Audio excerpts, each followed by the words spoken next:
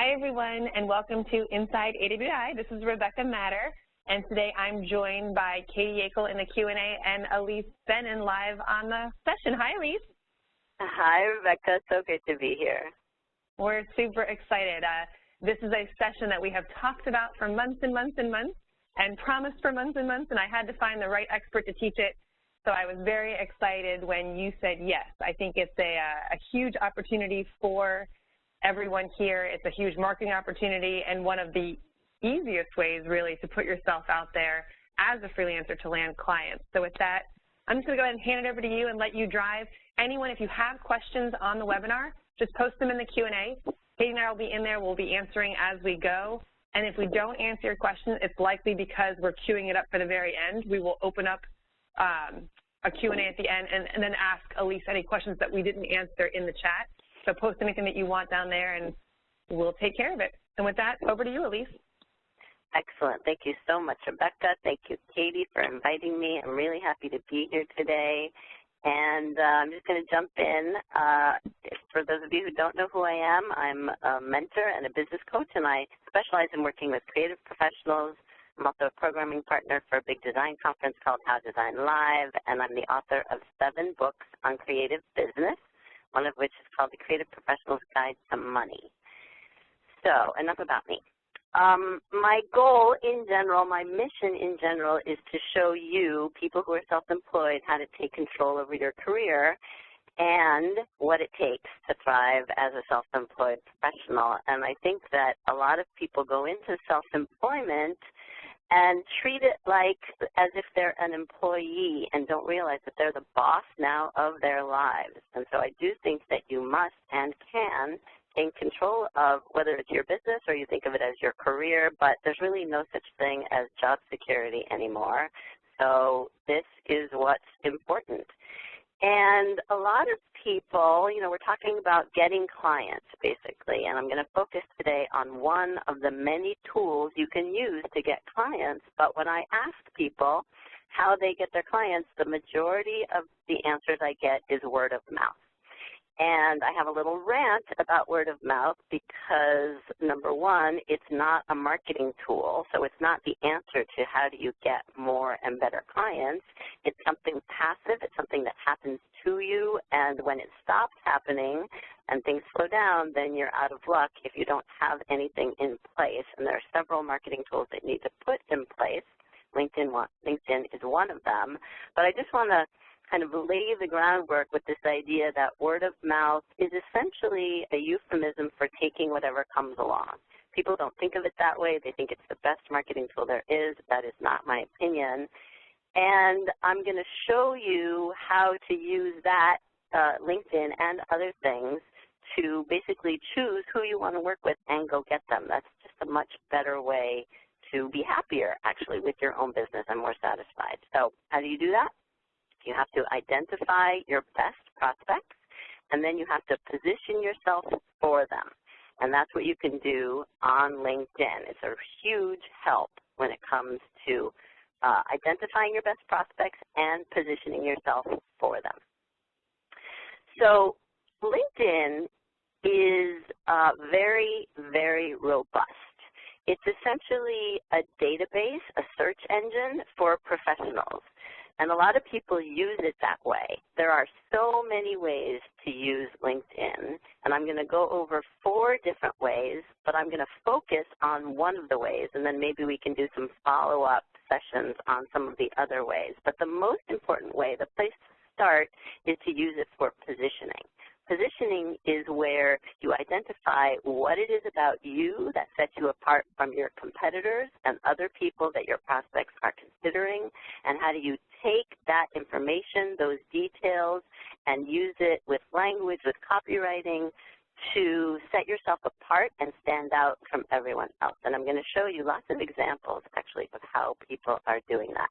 But using it for positioning is actually just one of many ways you can use LinkedIn. You can also use it as your blog. So a lot of my clients actually don't have a blog of their own. They use their profile, and I'll show you how a couple people are doing this. They use their profile and the ability to publish on LinkedIn as the blog, and it's even better than having your own blog, frankly, because the people that you want to read what you write, they're already on LinkedIn.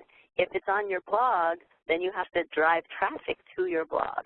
I personally use both, and I essentially post what's on my blog, I repost it on LinkedIn, and there's no penalty by Google or LinkedIn for doing that. So if you have a blog, it's not a bad thing, but bring that content over to your profile as well, and we'll talk a little bit about that. We're not going to go into detail today about how to use it to connect with people or to do research, but those are the two very effective other ways to use LinkedIn. So you use it to research your prospects. Remember, we're talking about identifying the best prospects for you, and you can research them here. It's essentially, as I said, a database, a search engine of professionals. So depending on the market you're interested in, most people will already be here. So you can even put together a list of prospects from LinkedIn. And then the other way, once you've got your list, is to use it to connect with people. And there are lots of different ways to connect. And one thing I find interesting actually about LinkedIn is that it started as a way to connect through other people that you know, and the idea was to ask someone to introduce you. I see less and less of that happening, and people kind of bypassing the connection, maybe dropping the name, but going directly to the people that they want to connect to. So there's nothing wrong with that. But again, we're not going to focus on that today. But just know that once you've done your research and you've positioned yourself, you can use it to start connecting. So we're going to focus today on your LinkedIn profile. The main point I want to make is that it should speak directly to your ideal prospects, all right? And it should make them say, this is exactly who I need. So that means that you need to know who your ideal prospects are, and you need to know the language that will resonate with them. And by the way, as copywriters, that's your specialty anyway. And people, I think, have trouble doing it for themselves. So that's going to be an extra effort for you. But if you practice what you preach and you use your profile as an example of your writing, then it will make it that much stronger and also stand out from all the competitive copywriters out there. So remember, it needs to speak directly to your best prospects and make them say, this is exactly who I need. And again, I'll show you examples of people actually doing that. So your profile, a sample of your copywriting. Even if you're brand new or even if you haven't quite started yet, everything you write is a sample of your writing. Don't forget that, because sometimes you don't need more than that to show that you know what you're talking about and that you can help. Because if what you write to your prospects has the impact that it has the potential to have, then they know that you can do that for them and their prospects too. So that could be a mind shift for people. So first I want to go through 8 best practices for LinkedIn, and then I'm going to go on my browser and show you how people are implementing these best practices. All right, so the first one is that you use your LinkedIn profile to reinforce your targeted positioning and your niche.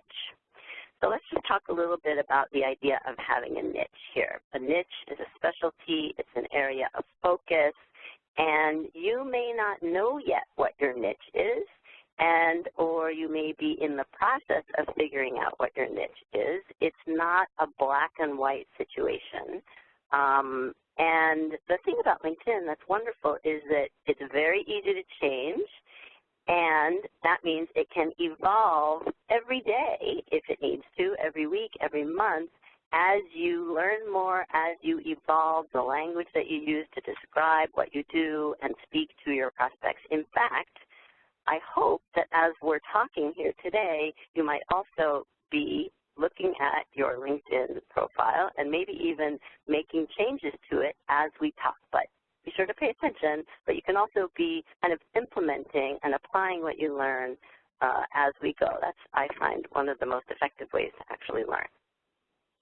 So You may not know what your target market is, or sometimes I like to say that you don't have to have just one. You can start with 2 or 3, and some of the examples I'm going to show you actually manifest that. It's not just speaking to one target market, it's speaking to more than one, and that's fine.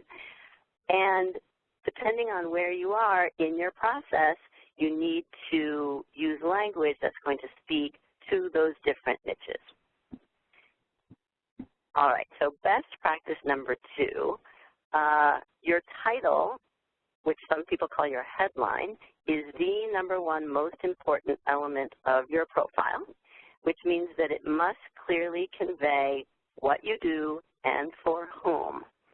Now, I think there's only 150 characters allowed in that title or headline, and so you have to be really creative with it. But the thing is that LinkedIn was originally designed for people looking for jobs. So it looks like a resume, and most people have a typical title, and that's what they put there. So it was not designed for people who are self-employed. So we have to create some kind of workarounds in order to make it work for us. And one of those workarounds is to use your title as a headline to convey what is this most important information. Because if you think about it, if someone is not on your profile, if they are in the status section, if they're in a group, if they're looking at someone else's profile and they see you, all they see is your picture, your name, and your title headline. That follows you around everywhere.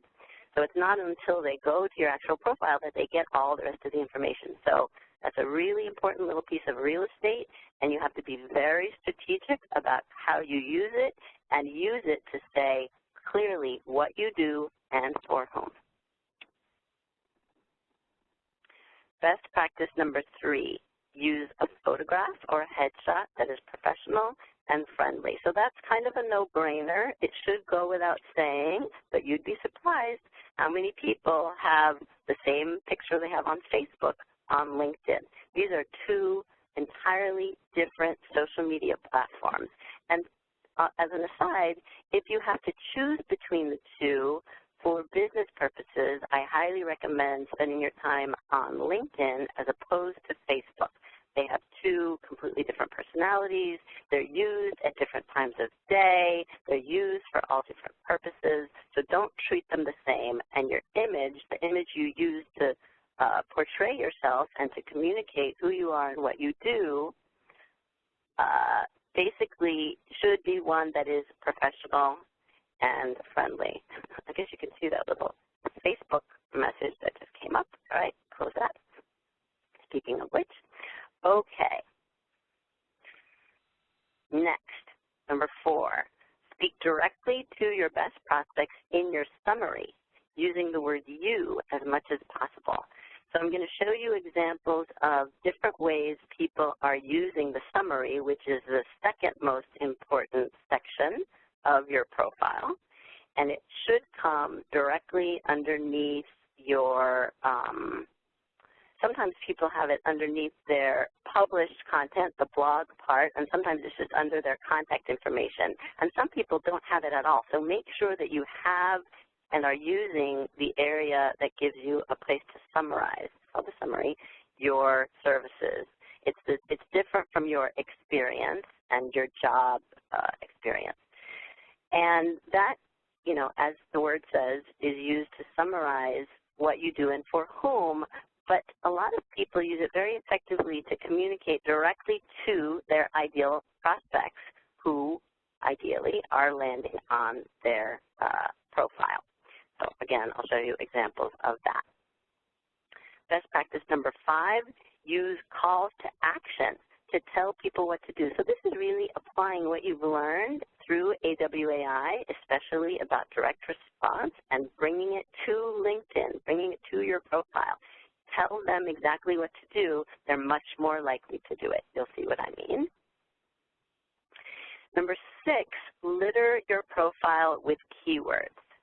So this means you'll have all sorts of sections where you have an opportunity to use words that reference your specialties, that reference your target market, because again, LinkedIn is a search engine, and people do the advanced search or even the normal search, and that's how they find resources to work with. So you want to make sure that the keywords that your ideal prospects would be using to search are the ones that are in your profile. You can't have too many keywords in your profile. Best practice number 7 is to give recommendations and endorsements to other people, because they are much more likely to reciprocate with recommendations and endorsements of you. And this is important because, as you've learned in the copywriting, being able to prove the concept, giving social proof, online especially, is so important. And so anyone who says, it was great working with Jeanette, and here's what she did well, and you know, whatever compliments and testimonials you can get people to write, because you can't write them, they have to write them for you, will just enhance your profile tremendously. So, and I find that, you know, yes, people will give them if you ask, but they're much more likely to give them if you give one to them first. So that's always a good step. And then finally, number 8 is to repost material from your blog, as I said before, to support your positioning. And this is important because if your positioning is, let's say, you know, a direct response writer in the health and wellness world, then all of the blogging material and all the articles that you publish should support that positioning. And that's part of your content marketing, kind of overarching content marketing plan. Okay. Do we have any questions that I should stop and answer, or should we wait till the end and now look at some examples? Well, normally we wait till the end, but since you gave me the chance to ask you a question, sure. One question that's coming up a lot is, what if I already have a profile for something else, whether it's a different direction or I have a lot of friends on that one and it's not really a good business profile? Do I create a second one? Do I revamp the first one? What do you recommend? Okay. First of all, to my knowledge, you are not allowed to have more than one profile. The only way around that is to have a company page in addition to an individual profile. And that could work for some people, but company pages have not really gained that much traction. So I don't know if it will necessarily help you in terms of finding prospects or being found by prospects. So I think it's going to be a little tricky, and basically that means that because it's in the public realm, you can speak to a couple different markets, if possible, on your profile, and I'll show you a couple examples of people who are actually doing that. But if, for example, I've had clients who have a full-time job and their LinkedIn profile is speaking to the job that they do, and other people, you know, the copywriting perhaps, or they're doing something on the side that's moonlighting, and they can't mix the two, then that's going to make it a little tricky, and maybe that's the situation where you do have a company page that represents your side project or your side business, but it will require more marketing on your part and more effort on your part. Does that answer the question, Rebecca?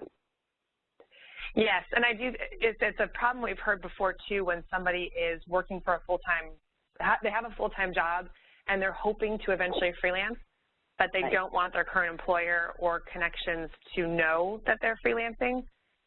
And so is it maybe a situation of you might not be able to market yourself on LinkedIn right now, and maybe that should be a later thing? I think that is a good point, because if, you know, if what's important is that they don't know about it, then I would, you know, keep it off of the most public places like this. Yes, absolutely. All right, thank you. All right. So now we're going to look at some examples, and I'm going to share my screen. Excellent. Thank you. All right, that's good. So let's pull that up. Okay. So I just wanted to show mine first, and anyone is welcome to connect with me, obviously. Just as a model, right, so your name, your picture, and your title, look, I can even highlight it. Those three things are what follow you around. So I'll show you some examples of that as we go down here, but, you know, if nothing else, this is the place to make sure that you're saying exactly what you want to say. I'm like kicked off the Wi-Fi. Katie, you're not on mute. Oh, I'm sorry. Katie, can you mute your phone, please? Thanks. I'm sorry. No problem. Okay. So then if we scroll down, this is the blog section published by. So this is where you can publish your own material. And I'll show you some people who are doing that. And then this is the summary section. And you can see that mine is speaking directly to my ideal prospects. If you are serious about growing your creative business, whether that means blah, blah, blah, here's what you should do. And a lot of people actually try to make this as short as possible. I am not a fan of that. I think there are certain moments, you know this as copywriters, where people want information and are going to read, and your profile is one of them. So the summary is the place to go long, to write and give as much information as you need to convey and make the argument, the strongest argument, that you are the perfect one for what they need. So go ahead and do that there. And then there are opportunities to share, you know, slideshows and other material on your profile to do that. And then under experience, so this is where if you were looking for a job, then this is where you would put past jobs. But a workaround for self-employed people is to put each one a client that you have worked with. So I'll show you some examples right here how I've done that. So let's say I've done content marketing for this company. I've done content marketing for that company. Look, there's Bob Bly. I've done business development for Bob Bly. So you can use this section to beef up and show examples and details about the work you've done with actual clients instead of jobs. Because the thing about LinkedIn, you know, this is your profile, and it should be aspirational more than historical. It should be you talking about what you want to do and what you have done a little bit of, as opposed to everything you've ever done. You can leave off anything that doesn't support your positioning, essentially, is what I'm saying. All right, so let's look at some copywriter examples. And I thought I would start with Steve Moore, who is well known by a lot of people through AWAI, and who I think has a really strong LinkedIn profile. So you can see that Steve's title, for some reason, his image is not showing up, but it's not because it's not there. It must be my internet or something. So his title, B2B and Industrial Web Content Optimization Expert, generate more leads, social media shares, inbound links to boost sales. So he's doing a couple different things in this title. He's identifying the target markets, B2B and industrial, and that's important for the search engine. Those are the keywords. Web Content Optimization Expert. It's good if you position yourself as an expert, if you consider yourself an expert, to use the word expert in your profile and especially in your title, because people are very likely to hire someone who calls themselves an expert than someone who doesn't call themselves an expert. So I'm not saying call yourself an expert if you aren't one or don't feel like one yet, but I would submit to you that there's a difference between being an expert and the expert, and you're much more likely an expert at what you know than the one and only. That's not what that means. The other thing he's doing here is using ROI, return on investment, essentially, the benefits, so what's in it for me, what the prospects, the B2B and industrial web content optimization prospects care about. They want to generate more leads. They want social media shares. They want inbound links to boost sales. So this is all under the rubric of your self-promotion. Your marketing is not about you. It's about them and what they care about. And this is a perfect example of that.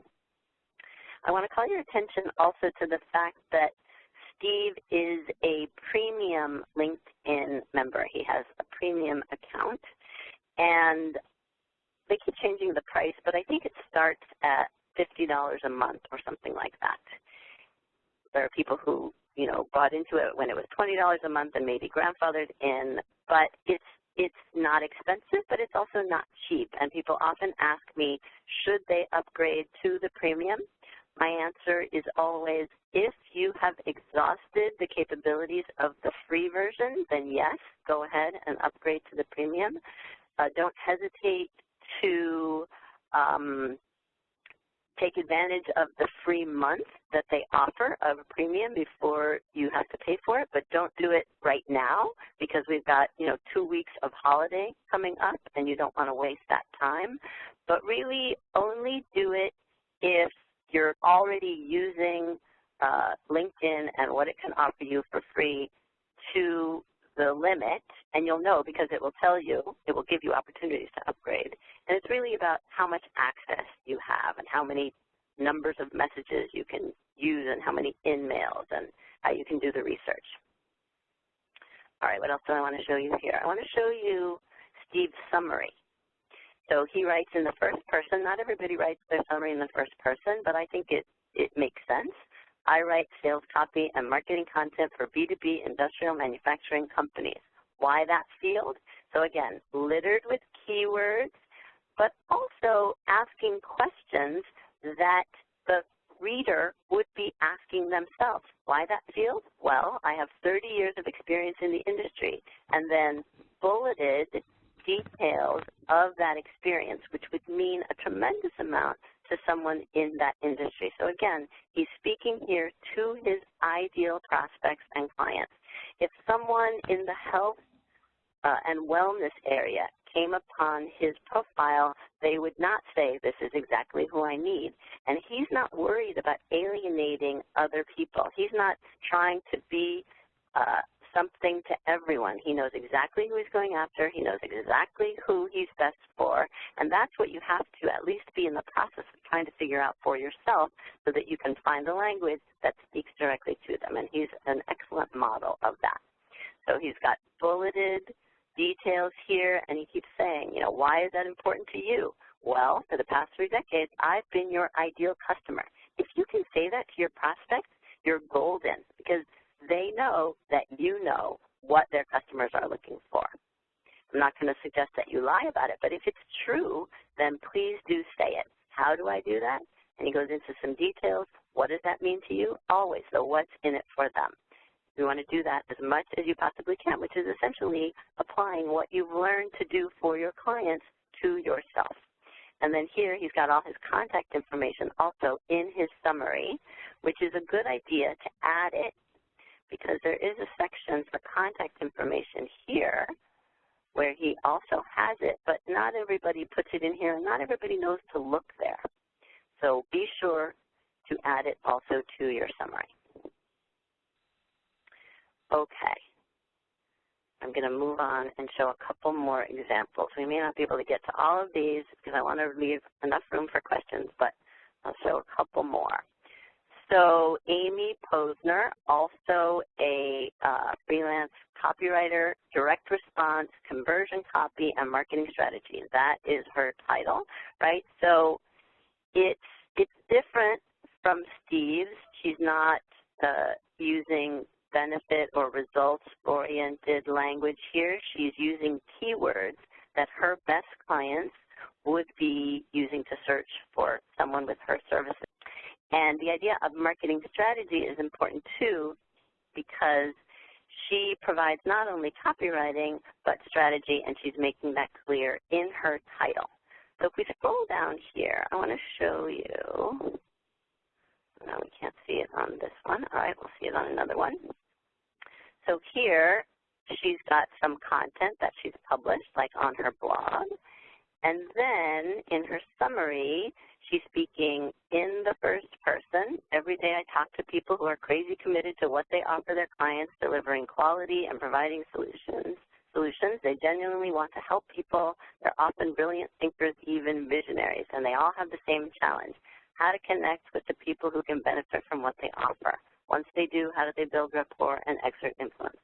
So this is not her talking about what she does. This is her talking about the challenges that her best prospects face, right? So if your opening is that, and then it all comes down to messaging, what you say and how you say it and to whom, that is my expertise. So leading into, and I can solve that problem.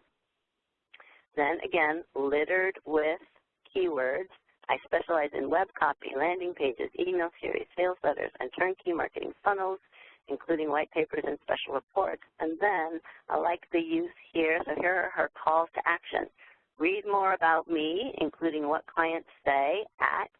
And LinkedIn doesn't allow you to actually have live links, but that doesn't mean you can't include a URL and people will copy and paste it. And I like the way she's using these little arrows to make it more visually readable. So 3 calls to action and then her contact information.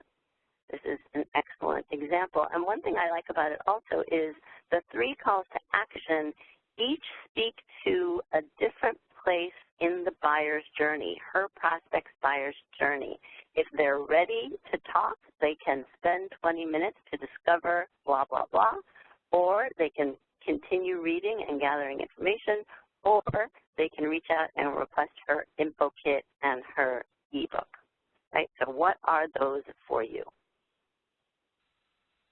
All right, let's look at Deidre Rienzo. Now, Deidre's strategy is different. Her title, as you can see, is Copywriting Partner to Web Designers. Very simple, very direct. And it's not that that's the only copywriting that she does, but that's what she's highlighting in her title. And then you'll see, if we scroll down to her summary, that she's actually speaking more generally in her summary. So this is a good solution for people who have not quite committed to one market, but are emphasizing one preferred market over others that they're not trying to alienate. So she says, and I love the tone of this. So this is an example of your copywriting in your profile is an example of the writing that you do. If you can talk, I can write. Perfect match. If you're a business owner who loves to talk about your business but needs help writing about it, I can help. If the written words don't flow so easily, I'll get inside your head, understand your audience, and bring your unique voice and message out clearly, elegantly, and engagingly. So she's doing it for herself, and she can do it for you. And she's just really speaking nicely to and very directly to the people who are her ideal clients. She's not looking to work with anyone. She's especially looking to work with the people who have trouble doing it for themselves. And then you can see right here she has a special little paragraph for designers who she calls attention to in her title. Designers need copy to support your design. As a copywriting partner to designers, I help ensure your client's copy is as effective and powerful as your design. Let's chat about how we can work together. And then again, notice specialties littered with keywords. All right, I think that's enough of hers. Let's look at Tom Tumbush. Tom is someone I met years ago at an AWAI boot camp, and he has gone on to grow his business. He's got 2 businesses actually now. So his title, very simple also, freelance copywriter and ghostwriter. Those are the things he's emphasizing. Nice, friendly photographs. You'll notice also that LinkedIn now allows you to have this background image, and that, it's hard to tell what it is, but it's actually related to his logo.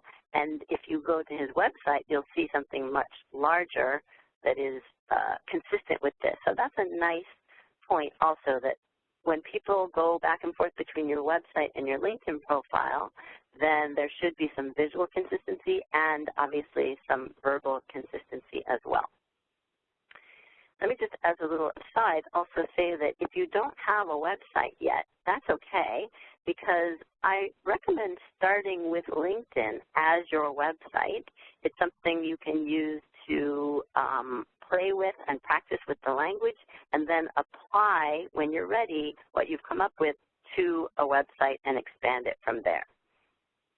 I do think we all need a website, but it doesn't necessarily have to be the very first thing you do. LinkedIn should be the first thing you do. Okay, so then we're going to look at, actually before we look at his summary, I want to show you what I meant here. So on everyone else's profile or everywhere else on LinkedIn, all we see of everyone is their name, their picture, and their title, right? So again, you want to make sure that it says something. Okay. I hope I made that point clearly. All right. Tom's summary is very concise, and it's also written in the third person, which is interesting. So he says, Tom writes copy that creates action for creative professionals. So that's who he's targeting. He writes copy, email blasts, direct mail packages, advertising brochures, so all of the keywords related to the specific deliverables. He is also available as a ghostwriter. Then, so this is an example of how to use it to do more than one thing at a time. In addition to his own copywriting business, Tom is the co-founder of Better Industrial Brands, a marketing agency specializing in B2B solutions for industrial companies. And then again, more specialties. So again, you cannot have too many keywords. For some reason, woodworking is one of his specialties. And then, again, because he's trying to speak about two different things on this one profile, he's got two options for you to choose from, two URLs. You choose which one you want. So this is not a solution for people who are working a full-time job, but it is a solution for people who are trying to do more than one thing at a time. All right, let's look at a couple more, and then we'll go back to the presentation and open it up for questions. So Nancy Wellinger, I like this one because it's an excellent example of the work that she provides from a very specific point of view. So her title, Chief Idea Wrangler, Copywriter at Free Range Advertising. So this is not a keyword-rich title. This is a title or a headline that communicates the tone of her work and what it might even be like to work with her, which is not a bad thing to communicate. And then she's got a very brief summary, which I will read aloud because I love it. I'm not sure what fascinates me so much about words, the sound of them, the ideas behind them, how we string them together, or the power they have to stir our minds and hearts. I love it all. Keep on the background info. Show me the tangled barbed wire of loose thoughts and tell me how many seconds, characters, or pages I have to work with. I'll dig in with gusto and pluck the strongest ideas and words, edit the hell out of them, and develop the hidden nuggets that may have been there all along.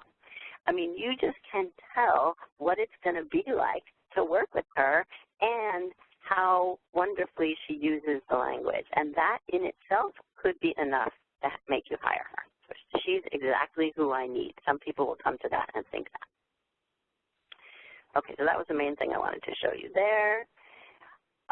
Here is someone I came across just the other day. I don't know this person, but I like, number one, that he's not working very well, but he's trying to put his logo and all of his contact information in the background image, okay? And that's the same information that is here in the headline or title. So targeted copy, boosting profits for health and fitness information marketers. What he does, targeted copy, who he does it for, health and fitness information marketers, what the effect is, boosting profits. That is a very economical use of a very small space. So that's a good example. And let me just show you here, actually, the way he's using this as his blog. He hasn't posted in a little while, but that's okay. You don't have to do it constantly. But, you know, again, he's focused on health and fitness information marketers. So his blog posts are all about that, right? And this is what they look like. It's essentially just an article where people can give you a thumbs up or like it. They can comment or they can forward it. And this is so easy. All you have to do to write one is click on this, write an article. And you can show what you know rather than drive them off the site to somewhere else. Okay, and let's do one more. This is John Brewer, someone I came across just recently, also an AWAI person, according to his profile, and very clear and direct freelance LinkedIn post and profile copywriter. He specializes in LinkedIn profiles. That's kind of interesting. That's a niche, right? And here are his posts, also supporting his positioning. And then I also like his summary. It's a lot of information. It's bulleted, and even I love the way this is laid out. It's pleasing to the eye, so that requires, you know, some design capabilities. Fully trained by AWAI. As a freelance writer, I possess excellent time management skills and can deliver your assignments within the deadline stated.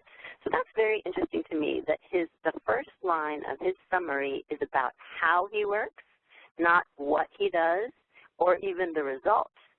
And I think this is relevant because often clients can't tell the difference between good copy and not so good copy, but they do know when your time management skills are bad and when you miss the deadline. And so they're looking for creatives and copywriters in particular who can manage their time, who are good with deadlines. And if you don't tell them that on your website or in your LinkedIn profile, they have no way of knowing it. So be sure to include this information about how you work, because that will be important and may even make the difference between you and another copywriter. I just want to emphasize also or call your attention to the fact that he's talking about his background in business and the building and construction industries. It equips me with a vast pool of knowledge and experience that I can draw upon to help you.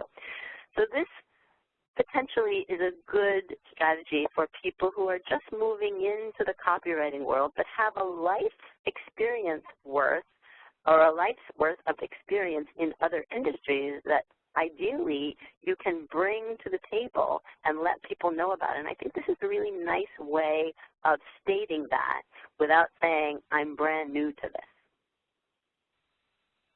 All right, there's actually just one more thing I wanted to show before we go back, and this is this guy. I don't know who it is, but I love his title and his name, Raymond, Mr. Hospitality, Health Rich, and he's using adjectives, gregarious and quick-thinking hospitality project manager seeking to leverage customer service and staff leading experience. So he's not a writer, but I just love the idea of gregarious and quick-thinking. So don't hesitate to be creative with your profile, and that will help it stand out.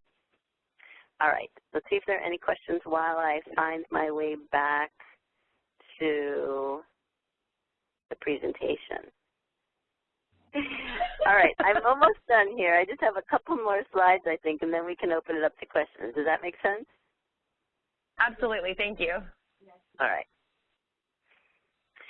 So I just wanted to give a little taste of once your profile is done and you're well positioned to start reaching out to people, I just want to give a taste of all the different ways you can reach out to people on LinkedIn. And again, we can go into much more detail about this in a different session. But if you're eager to start connecting, here are 6 strategies. One is to use LinkedIn to plant a seed of awareness, of mental awareness, before you send an introductory email to someone you're interested in. So you've got your, your warm email prospecting ready to go. You've got your list of prospects that you've researched, and you're going to send them some email. But the first thing you could do is invite them to connect on LinkedIn, just to plant a seed. Don't expect them to respond. Don't expect them to know who you are. But it's just like one little hit of, I'm out here, and you can even give them a heads up that you're going to be sending email.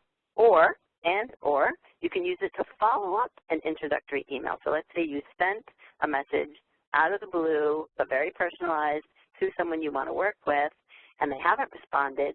You can use a LinkedIn invitation to connect as a follow-up to that, of one of many follow-ups to that.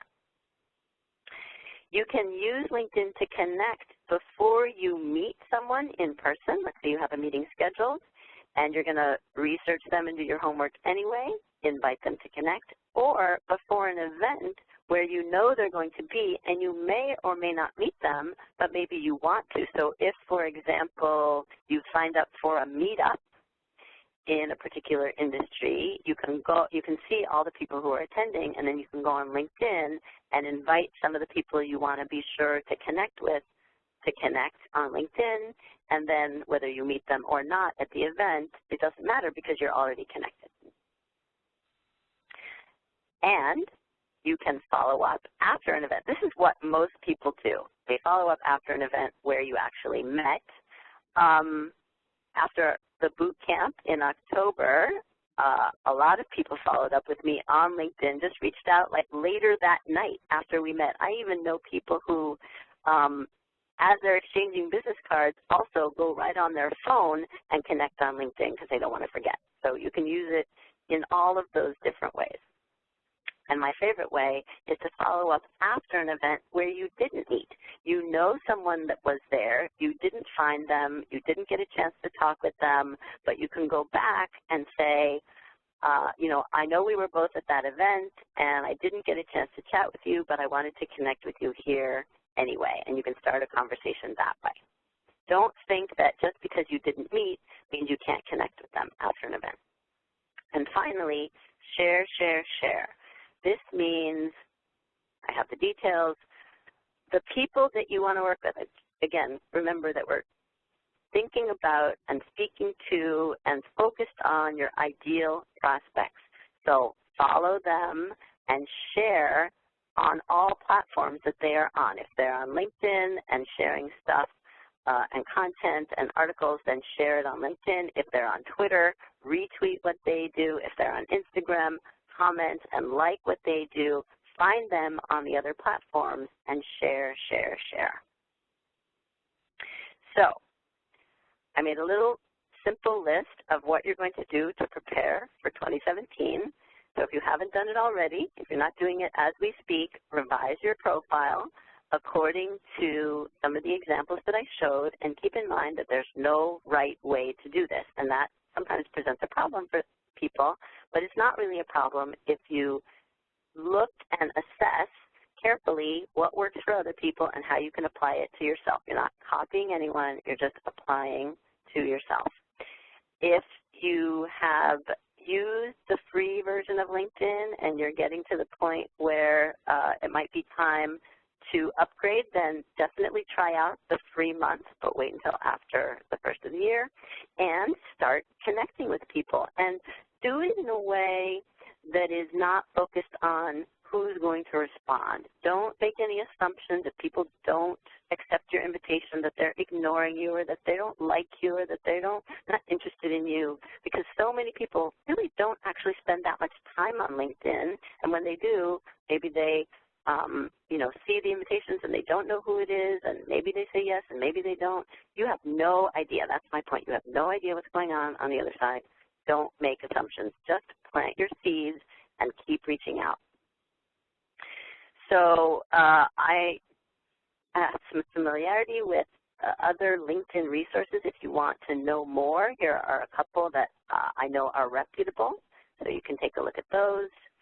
And I wanted to give you also the examples of and the links to the pages that we looked at together if you want to go back and look at them.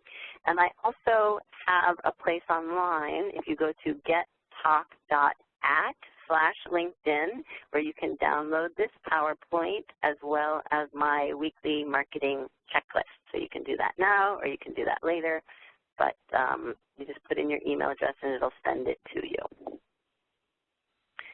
And more of my resources, if you like what you hear, I have a podcast, which is at marketingmentorpodcast.com. I have quick tips, which you can find at marketing-mentortips.com, and my blog, marketingmixblog.com.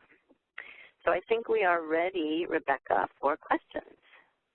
And we have been getting a ton of questions. I've been typing fast and furious in the Q&A. Lots of great questions. We're actually up to 74 right now. But I prioritize 9. So I think that's a good, if we can get through these 9 questions, okay, that would be great. So Sherry wants to know, and just before we get into that, fantastic session. Everybody is already commenting, saying thank you so much. This was an incredibly useful use of time in the last hour. There's just a ton of praise and thank you and love in the Q&A. Good. So first of all, thank you. Good.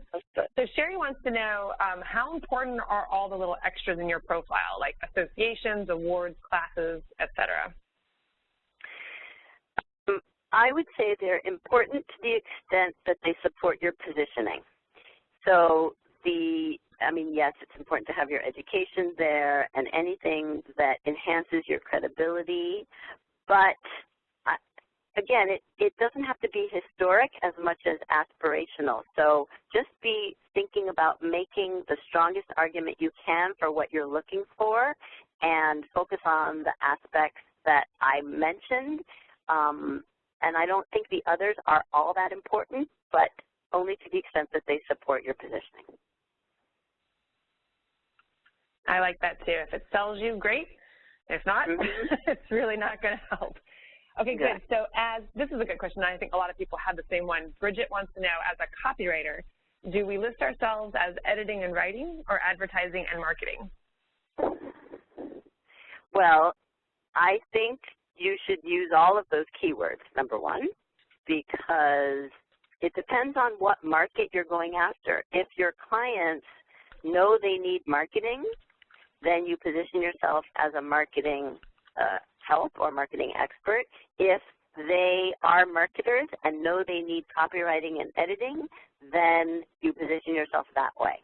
So that's another reason why it's really important to know who you're going after. For example, small business owners, they don't quite realize how all the different pieces of a website come together, for example. They don't know that the designer doesn't do the copywriting, for example. So from that point of view, you would position yourself as a marketer that, also offers copywriting. So it depends. That's fair. This is the one for, same question a lot of people are having, the brand new. No work experience yet, no copywriting experience. Actually, let's go both ways. So I have work experience, but I don't have copywriting experience. What should I do in my experience section? So you put your work experience, because that is relevant and true. You emphasize the things that will help you, and you de-emphasize the things that won't help you. But I liked the example, that I showed where the guy basically said, here's where my experience is and how I can apply it to help you. And then if you have no examples, then your LinkedIn profile is it. So make it good. I love it. Yeah, it is a sample, exactly, of how you're persuading someone to hire you. You're showing your writing skills. I think, I don't know that people care as much about samples. I think that the copywriters who don't have samples are much more anxious about that fact than the clients are. If you can persuade them, if you can give them ideas, if you can offer to do, a little bit of showing what you would do, then it's not going to be a problem. But that's what you have to do to get the work at the beginning. And so I guess that's the same advice now for somebody who has no work experience either. If, we do have a lot more people these days coming out of college and really junior in their careers who really don't have work experience or copywriting experience. So then what you have is your enthusiasm and your willingness to learn. And I think there are people out there who are happy to give you a shot if you're honest about it, and you say, this is what I'm willing to do, and this is what I want to learn. It's interesting. We have a new vice president of marketing and sales we're hiring basically 2 copy teams. The copy chief is hiring copywriters who are experienced and can get to work right away with just some shaping. And the vice president of marketing and sales is taking a totally different approach and going after people who are just curious.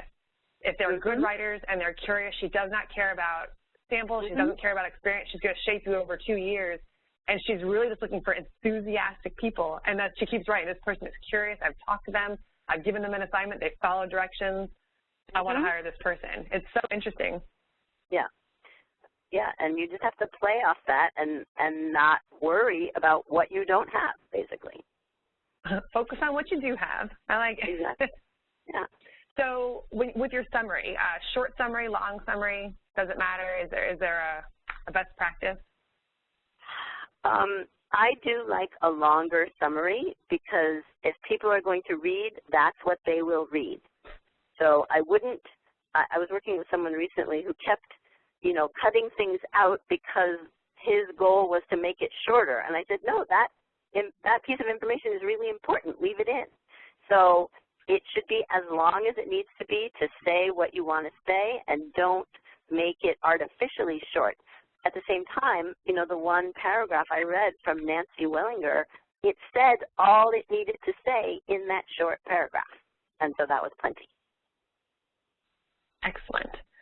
So what if you want to connect? So Sandy says, when we want to connect to someone we met or didn't meet at a meeting, do we send a request or an in-mail? What's a good practice for reaching out to someone? I guess let's do it both ways. Someone that we've never met before versus someone that we met and we're now following up. What's the best way to connect? I think the best strategy for both is to invite them to connect. That's the basic thing. You know, you click on that connect button and you just write a short message that is personalized. You know, you delete the one that says, I'd like to add you to my professional LinkedIn network, and you write something personal about why you want to connect, whether you met them or you didn't meet them. That is what people will respond to. Excellent. Sherry wants to know, how do you effectively link all of your online marketing /platforms for continuity? Should you use your LinkedIn summary info as well as your website about? You know, how do you connect all of it together? Are you sending traffic both ways, I guess is what she's asking. I would, definitely. So you want to make sure that your URL, your web address, is everywhere it can be on the LinkedIn profile. So as I showed with Steve, that includes in the contact information section as well as basically written or pasted into the summary section. And those, some of them will be live links and some of them won't, but that's okay. And then on your website, yes, you should definitely have all of your social media icons. You don't have to have all of them, right? I'm not suggesting that you participate in all of them, but if LinkedIn is one, and it should be, then that should be in the footer, ideally, of your website, or the place where, not just on your contact page is the point. It should be anywhere people might look for it. Okay, Thomas says, I'm considering several niches with nothing in common. Well, this is a whole other conversation that we did a full presentation on, picking a niche. So we'll post that as well. But so he's considering several niches with nothing in common: travel, pets, B2B. How can I target clients in such different fields, I guess, using the same profile? Well, I mean, you could have a paragraph in your summary that speaks to each of them and talks about what your experience is there, or in your title. I have clients who just put the list of, I mean, there's a limit to it, but, you know, 3 or 4 different markets that they work in their title. That's fine. It's not ideal, but it's fine. Thank you. And then Susan, oh, this is tough, Susan. I'm proud of you for being on this webinar. Susan says, do you have any advice for overcoming social media phobia? I know it's part of what I have to do, but it's a challenge for me. Thanks so much. Let's see. I guess I'm just going to imagine what type of social media phobia she's talking about. But I think probably that, overwhelm. I think a lot of people, because it does, it feels like a time suck, and there's so many people there, there's so much going on, and like walking into a crowded room and everybody's talking at once. Well, I mean, that's why I say choose your platforms carefully according to where your prospects are. And that's why we're doing LinkedIn, is because that's where the professionals are. So, you know, if you only do LinkedIn, that's fine. And also that's why I focus on the top 3 elements of your profile, because you don't have to fill in everything. You could do your title, your summary, and your experience, and that's plenty. Just keep it very manageable. All right. This is a slight variation of a question, but again, so if your work experience doesn't have anything to do with your writing work, do you leave it out, or do businesses like to see that you have something? Is it better to have unrelevant? Yeah, I do think you should have something. Otherwise, they're going to fill in, you know, in their minds with nothing. So, yes, I think in that situation I would include it because you never know. I mean, someone from those industries might ask for copywriting. For those of you asking about how do you reach the marketer looking for enthusiastic copywriters without experience, it's actually posted on my LinkedIn profile. So go to LinkedIn and look up Rebecca Matter, and you will find the job posting there and how to apply. I will give you an inside tip. Make sure you follow the instructions to the T. It is a test right out of the gate, so make sure you follow the instructions. And I just wanted to also say on that enthusiasm part, you never know, who's reading your profile. So I agree, it can be useful to put things in there that you're passionate about, that you're excited about, especially if it's a niche that you're going into anyways. You have no experience working, you have no alternative health experience writing copy, but you've lived it for 10 years, or you're just really well read on the topic, or that's okay to put in your profile too, because it shows your enthusiasm for that niche and hopefully for that company, what their mission is as well.